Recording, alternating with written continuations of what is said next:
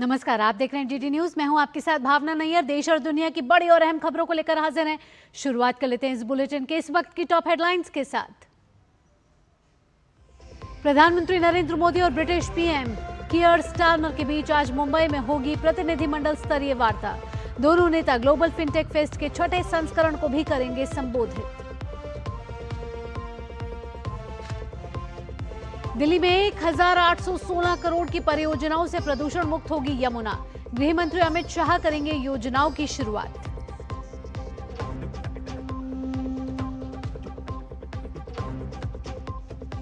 रक्षा मंत्री राजनाथ सिंह ने कैनबरा में प्रतिनिधिमंडल स्तर की वार्ता में लिया हिस्सा। भारत और ऑस्ट्रेलिया के बीच रक्षा सहयोग को और आगे बढ़ाने की जताई प्रतिबद्धता।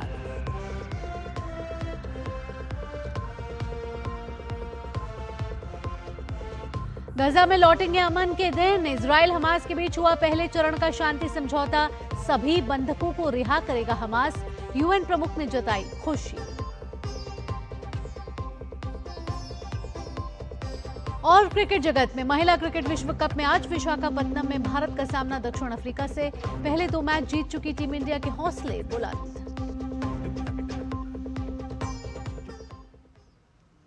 आप खबरें विस्तार से। प्रधानमंत्री नरेंद्र मोदी आज ब्रिटेन के प्रधानमंत्री कीयर स्टारमर के साथ मुंबई में भारत ब्रिटेन व्यापक रणनीतिक साझेदारी के विभिन्न क्षेत्रों में हुई प्रगति की समीक्षा करेंगे। इसके अलावा दोनों नेता क्षेत्रीय और वैश्विक महत्व के मुद्दों पर भी चर्चा करेंगे। दोनों नेता उद्योग विशेषज्ञों, नीति निर्माताओं, नव प्रवर्तकों के साथ भी वार्तालाप करेंगे। प्रधानमंत्री मोदी और प्रधानमंत्री स्टारमर मुंबई में ग्लोबल फिनटेक फेस्ट के छठे संस्करण में भी भाग लेंगे और इस अवसर पर मुख्य संबोधन भी देंगे। ग्लोबल फिनटेक फेस्ट 2025 दुनिया भर के नव प्रवर्तकों, नीति निर्माताओं, केंद्रीय बैंकरों, नियामकों, निवेशकों, शिक्षाविदों और उद्योग जगत प्रमुखों को एक साथ लाने का मंच है। आयोजन में 75 से अधिक देशों से 1 लाख से ज्यादा प्रतिभागियों के भाग लेने की आशा है।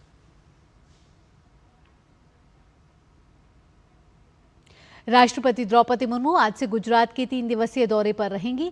आज शाम को राष्ट्रपति राजकोट पहुंचेंगी। कल 10 अक्टूबर को राष्ट्रपति गिर राष्ट्रीय उद्यान का दौरा करेंगी और सासन गिर में स्थानीय आदिवासी समुदाय के सदस्यों से बातचीत करेंगे। अगले दिन 11 अक्टूबर को राष्ट्रपति मुर्मू अहमदाबाद में गुजरात विद्यापीठ के 71वें दीक्षांत समारोह की शोभा बढ़ाएंगे।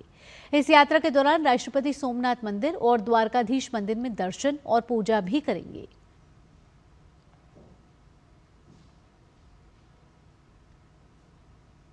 बुलेटिन में आगे बढ़ेंगे। केंद्रीय गृह एवं सहकारिता मंत्री अमित शाह आज राजधानी दिल्ली में 1816 करोड़ रुपए की विभिन्न योजनाओं का शिलान्यास और उद्घाटन करेंगे। ये कार्यक्रम आज शाम करीब 4 बजे दिल्ली के विकासपुरी में होगा, जहां आधुनिक सीवरेज नेटवर्क परियोजनाओं का उद्घाटन होगा। दिल्ली की मुख्यमंत्री रेखा गुप्ता ने बताया कि गृह मंत्री यमुना की सफाई और पेयजल आपूर्ति से संबंधित परियोजनाओं की शुरुआत करेंगे। इससे यमुना नदी को प्रदूषण मुक्त बनाने के अभियान को बल मिलेगा।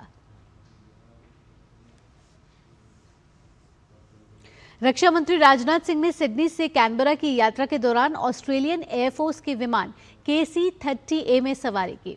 इस दौरान उन्होंने F-35 में हवा से हवा में ईंधन भरने का अवलोकन भी किया। दरअसल आपको बता दें, भारत और ऑस्ट्रेलिया ने 2024 में एक समझौते पर हस्ताक्षर किया था, जो रॉयल ऑस्ट्रेलियन एयरफोर्स RAAF और भारतीय सशस्त्र बलों को हवा से हवा में ईंधन भरने की अनुमति देता है। तो रक्षा मंत्री राजनाथ सिंह इस समय ऑस्ट्रेलिया के दौरे पर हैं और भारत ऑस्ट्रेलिया के बीच कैसे रिश्तों को और बढ़ाया जाए रक्षा के क्षेत्र में, ऐसे में दोनों देश मिलकर काम कर रहे हैं। रक्षा मंत्री राजनाथ सिंह ऑस्ट्रेलिया के दौरे पर हैं और रक्षा मंत्री राजनाथ सिंह ने कैनबरा स्थित ऑस्ट्रेलियाई संसद में अपने ऑस्ट्रेलियाई समकक्ष रिचर्ड मार्लेस के साथ प्रतिनिधिमंडल स्तर की वार्ता की है। इस दौरान रक्षा मंत्री राजनाथ सिंह ने दोनों देशों के बीच रक्षा सहयोग को और बढ़ावा देने पर जोर दिया। विश्वास है कि आने वाले वर्षों में हम एक नए मोमेंटम के साथ मिलजुल कर काम करेंगे और इससे हमारे बाइलेटरल डिफेंस रिलेशन और आगे बढ़ने में मदद मिलेगी। और पिछले 3 सालों में डिफेंस कोऑपरेशन में हम लोगों ने बहुत ही अच्छी प्रगति की है और ये डिफेंस कोऑपरेशन हम दोनों देशों के बीच बढ़ते हुए संबंधों के साथ कदम मिलाकर चल रहे हैं। और एक्सेलेंसी हमारे नेवल शिप्स अक्सर ऑस्ट्रेलिया का दौरा करते हैं। ये दौरे भारत की इंडो पैसिफिक क्षेत्र में पीस, स्टेबिलिटी और सिक्योरिटी के प्रति कमिटमेंट को रेखांकित करते हैं। यह महासागर यानी mutual and holistic advancement for security and growth across the region के विजन के अनुरूप है। रक्षा मंत्री राजनाथ सिंह ऑस्ट्रेलिया के दौरे पर हैं और रक्षा मंत्री राजनाथ सिंह ने कैनबरा स्थित ऑस्ट्रेलियाई संसद में अपने ऑस्ट्रेलियाई समकक्ष रिचर्ड मार्लेस के साथ प्रतिनिधिमंडल स्तर की वार्ता की। इस दौरान रक्षा मंत्री राजनाथ सिंह ने दोनों देशों के बीच रक्षा सहयोग को और बढ़ावा देने पर जोर दिया। रक्षा मंत्री राजनाथ सिंह ने ऑस्ट्रेलिया के प्रधानमंत्री एंथनी एल्बनीज़ी से भी मुलाकात की। रक्षा मंत्री राजनाथ सिंह के स्वागत और सम्मान में ऑस्ट्रेलियाई संसद में वेलकम टू कंट्री स्मोक समारोह का आयोजन भी किया गया।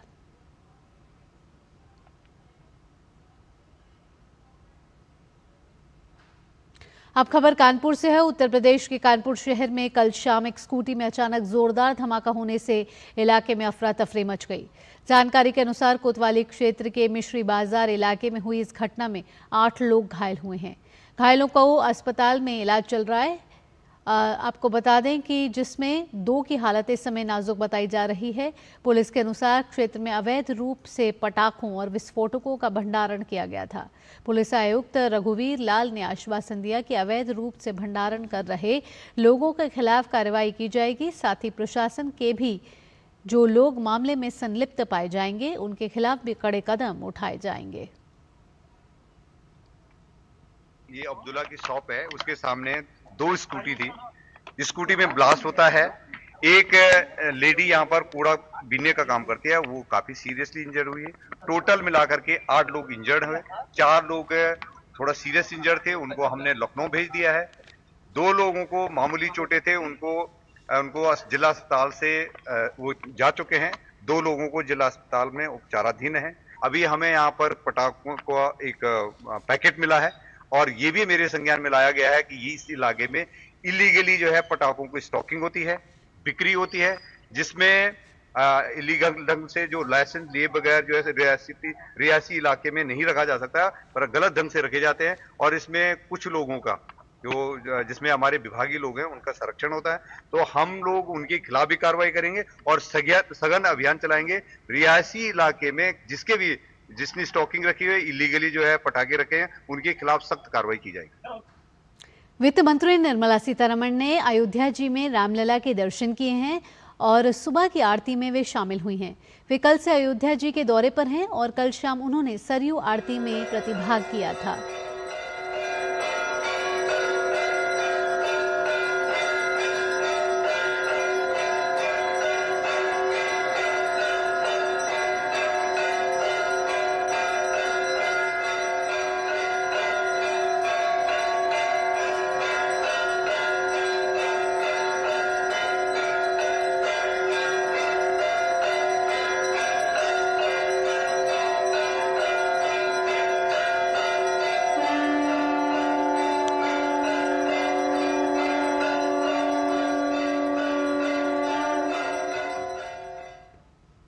उन्नीस में आज ही के दिन देश के प्रथम गवर्नर जनरल सी राजगोपालाचारी ने प्रादेशिक सेना की स्थापना की थी।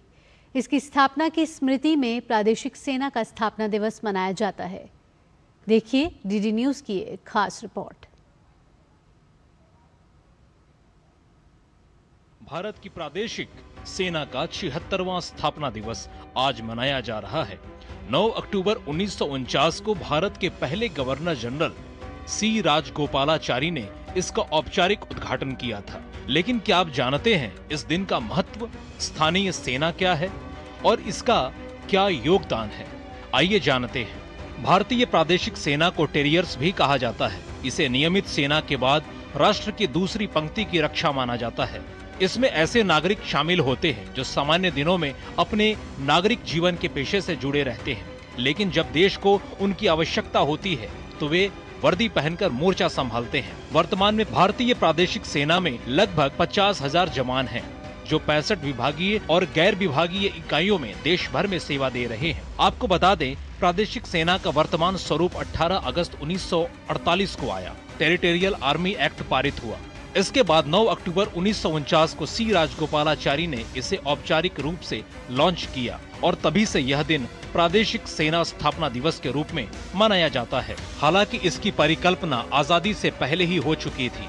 27 अगस्त 1920 को भारतीय लेजिस्लेटिव काउंसिल में भारत में सेना के कमांडर इन चीफ के पद पर रहने वाले सर चार्ल्स मोनरो ने एक विधेयक पेश किया था।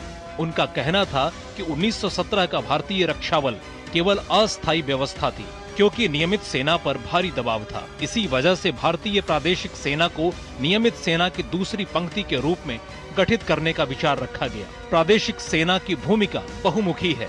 यह नियमित सेना को स्थिर और प्रशासनिक कर्तव्यों से राहत देती है, प्राकृतिक आपदाओं में नागरिक प्रशासन की मदद करती है और जरूरत पड़ने पर नियमित सेना को अपनी इकाइयां उपलब्ध कराती है।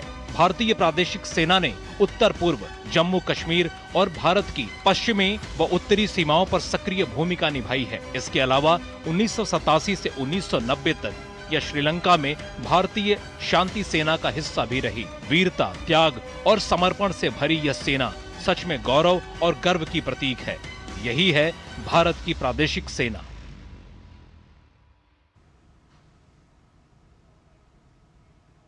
यहाँ वक्त एक छोटे से ब्रेक का हो गया, लेकिन ब्रेक के बाद अंतर्राष्ट्रीय खबरों का रुख करेंगे। आप जुड़े रहिए डीडी न्यूज के साथ। हिंग देना, वो वाली MDH की सुपर हीट। जिन्होंने यूज किया है वो जानते हैं असली हींग का स्वाद। MDH सुपर हीट, शुद्धता का असली तड़का। असली मसाले सच सच MDH। बड़ी बहू, ये तुम्हारी ना, इतनी भी क्या जल्दी थी? अरे और छोटी, ये तुम्हारे ना, और ये मेरी गुड़िया के नाम। पर दादी, हाँ आपके नाम? सब कुछ मैंने बैंक, लॉकर, फिक्स डिपॉजिट सब में इन्हें ही तो नॉमिनी बनाया है। कल जब मैं ना रहूं तब पैसे मिलने में इन्हें आसानी हो। शुभ शुभ बोलो। क्या? RBI कहता है जानकार बनिए, सतर्क रहिए। ब्रेक के बाद आपका स्वागत है। ब्राजील में अगले महीने संयुक्त राष्ट्र जलवायु परिवर्तन सम्मेलन 30 का आयोजन होने जा रहा है। डीडी न्यूज संवाददाता अखिलेश सुमन ने इंटरनेशनल सोलर अलायंस के महानिदेशक आशीष खन्ना से ISA की गतिविधियों और भविष्य के एजेंडे, साथ ही ब्राजील कॉप में उठाए जाने वाले मुद्दों पर बातचीत की है। आइए आपको सुनवाते हैं। इंटरनेशनल सोलर अलायंस के डायरेक्टर जनरल आशीष खन्ना हमारे साथ हैं। सर, ये बताइए कि इंटरनेशनल सोलर अलायंस का आप 8th असेंबली करने वाले हैं, तो उसका थीमेटिक एजेंडा आपने क्या रखा है? दुनिया में जो रिन्यूएबल एनर्जी है 25 साल लगे 1000 गीगावाट पहुंचने में, सिर्फ 2 साल के अंदर 1000 से 2000 गीगावाट पहुंच गए और आने वाले टाइम में ये और डबल होकर 4000 गीगावाट हो जाएगी, जिसमें 80% सारी new renewable energy capacity solar PV की बनेगी। ये दिखाता है कि इंटरनेशनल सोलर अलायंस का जो मकसद था खड़ा होने का, कि कैसे ग्लोबल कंट्रीज में ज़्यादा से ज़्यादा सोलर आए, वो सही हो रहा है और वो दिख रहा है। ISA असेंबली जो बनाने वाले हैं, आयोजित करने वाले हैं, उसमें कितने कंट्री के लोग भाग लेने वाले हैं और उसमें क्या आप अपेक्षा कर रहे हैं? ये 124 कंट्रीज इस ट्रीटी बेस्ड ऑर्गेनाइजेशन के मेंबर्स हैं।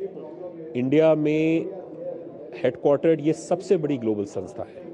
इसमें हम आशा करते हैं कम से कम 40 देशों के मंत्री आएंगे और हम क्या डिस्कस करेंगे, हम 4 या 5 बड़ी बड़ी चीज़ें डिस्कस करेंगे। अलग अलग सेशंस में विचार विमर्श करके क्लियर स्ट्रैटेजी बना के आगे हम इम्प्लीमेंट करेंगे। सर, अभी कॉप भी होने वाला है ब्राज़ील में, तो क्या ब्राज़ील में ISA अपनी तरफ से कोई एजेंडा पेश करना चाहता है? बिल्कुल। कॉप में हम सोलर हब पिछले 4 साल से बना रहे हैं। हम सोलर की सबसे बड़ी संस्था है वहाँ पे, और ब्राज़ील की अध्यक्षता में जो कॉप हो रही है वो चाह रहे हैं कि आइसा के साथ मिलकर 2 बड़े मुद्दों को अंतर्राष्ट्रीय स्तर पे लेके जाएं। पहला है स्मॉल आइलैंड डेवलपिंग स्टेट्स, दूसरा है डिजिटाइजेशन। चूँकि इंडिया एक डिजिटल हब है, कैसे इंडिया की सारी डिजिटल नॉलेज को दुनिया में लेके जाए, वो दूसरा मुद्दा हम कॉप में लेके जाएंगे। और फाइनली सर, कि अभी ISA में भारत का क्या कंट्रीब्यूशन है, किस तरह की भूमिका निभा रहा है भारत? देखिए, सबसे बड़ी बात है सक्सेस ब्रीड सक्सेस। और चूंकि भारत खुद दुनिया की तीसरी बड़ी सोलर पावर और ऊर्जा शक्ति बन के उभरा है, इसलिए सब लोग ये देखना चाहते हैं कि जैसे भारत ने पिछले 10-11 साल में किया, क्या हम कर सकते हैं, नहीं कर सकते। ये थे आशीष खन्ना, जिन्होंने बताया कि भारत का कंट्रीब्यूशन इसमें काफ़ी महत्वपूर्ण है और कॉप में भी ISA की तरफ से खास एजेंडा पेश किया जाएगा। DD न्यूज़ के लिए कैमरा पर्सन नवीन के साथ दिल्ली से मैं अखिलेश सुमन। केंद्रीय वाणिज्य और उद्योग मंत्री पीयूष गोयल और यूके के उद्योग और व्यापार मंत्री पीटर कायल ने मुंबई में भारत यूके व्यापार बैठक के पूर्ण अधिवेशन को संबोधित किया। दोनों पक्षों ने भारत यूके व्यापार समझौते को शीघ्र लागू करने और व्यावसायिक साझेदारी को और मजबूत करने के तरीकों पर प्रतिक्रियाएं साझा की। कायल ब्रिटेन के प्रधानमंत्री कीयर स्टारमर की 2 दिवसीय आधिकारिक यात्रा पर आए व्यापार प्रतिनिधिमंडल के सदस्य के रूप में भारत आए हैं। जम्मू कश्मीर के किश्तवाड़ रेंज में आए बर्फीले तूफान में 2 जवान लापता हो गए हैं। चिनार कॉर्प्स ने सोशल मीडिया प्लेटफॉर्म एक्स पर बताया है कि 6 से 7 अक्टूबर की दरमियानी रात में किश्तवाड़ रेंज में तैनात एक ऑपरेशनल टीम को दक्षिण कश्मीर के पहाड़ों में भयंकर बर्फीले तूफान और बर्फबारी का सामना करना पड़ा। तब से 2 सैनिकों से संपर्क टूट गया है। खोज और बचाव अभियान शुरू किया गया है, लेकिन प्रतिकूल मौसम के कारण इसमें बाधा आ रही है।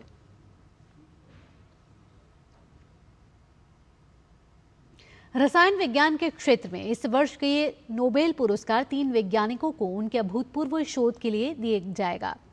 जापान, ऑस्ट्रेलिया और अमेरिका के वैज्ञानिकों सुसुमो कितागावा, रिचर्ड रॉबसन और उमर एम यागी ने धातु कार्बनिक ढांचों यानी कि मेटल ऑर्गेनिक फ्रेमवर्क्स के विकास में नई दिशा दी है। इनकी खोजें जलवायु परिवर्तन और जल संकट जैसी वैश्विक चुनौतियों से निपटने की उम्मीद जगाती हैं। स्वीडन की royal Swedish academy of sciences ने 2025 के रसायन विज्ञान के नोबेल पुरस्कार की घोषणा कर दी है।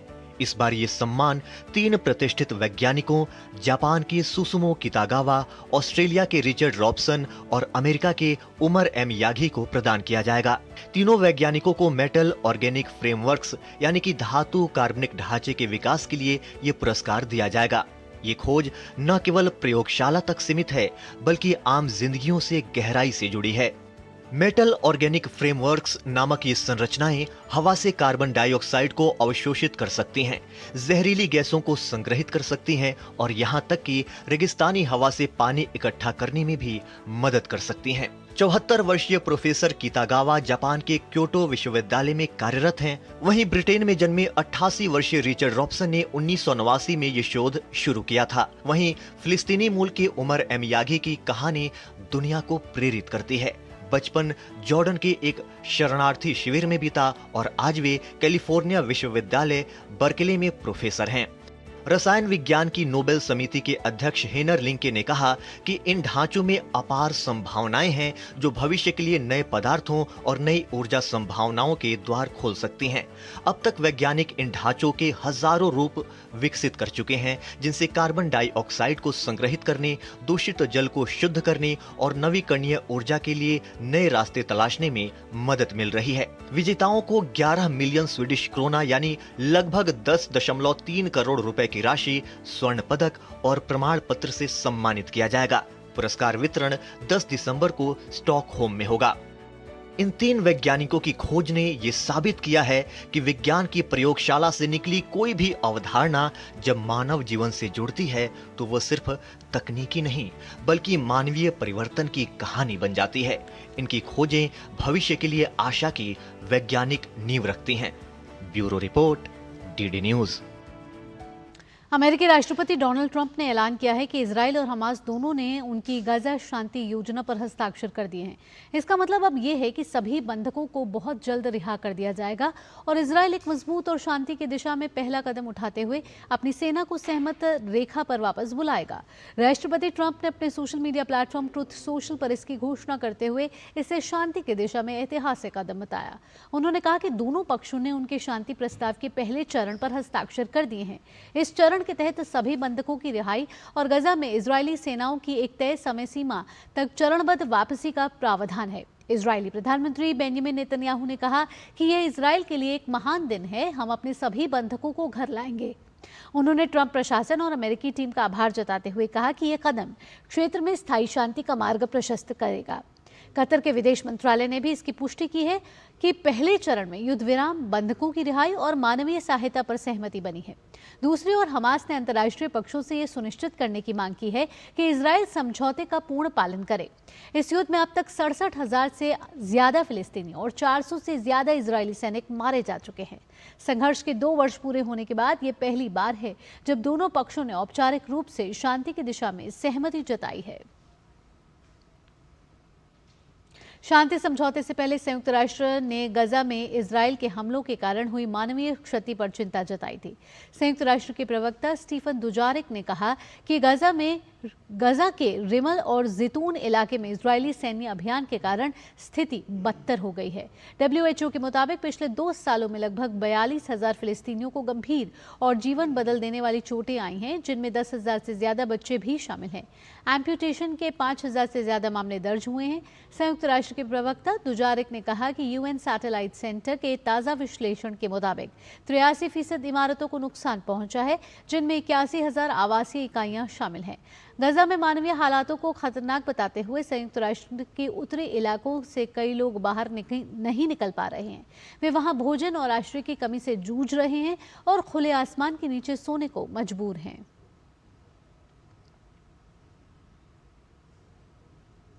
अमेरिका में सरकारी कामकाज ठप होने के बीच एरिजोना का एक चैरिटी संगठन जरूरतमंद परिवारों की मदद करने के लिए तैयार है। फिनिक्स स्थित Saint Vincent de Paul Society लोगों को भोजन, किराया और अन्य सेवाएं प्रदान करती है। अमेरिका में शटडाउन से स्थिति सामान्य नहीं रह गई है और सरकारी कर्मचारियों के लिए मुश्किल हालात पैदा हो सकते हैं। यही वजह है कि अब Saint Vincent de Paul Society लोगों को हर संभव मदद पहुंचाने का काम कर रही है।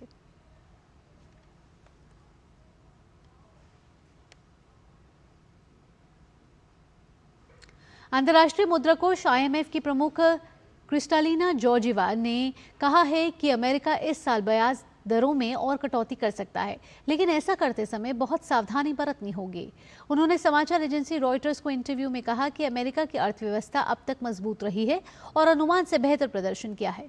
दूसरी तिमाही में अमेरिका की आर्थिक विकास दर 3.8% रही और लोगों की खरीदारी की ताकत भी अभी तक बनी हुई है। हालांकि उन्होंने कहा कि इन आंकड़ों के बावजूद नौकरियों की संख्या बढ़ने के संकेत उतने मजबूत नहीं हैं। IMF के प्रमुख ने कहा कि स्थिति अभी भी पूरी तरीके से साफ नहीं है।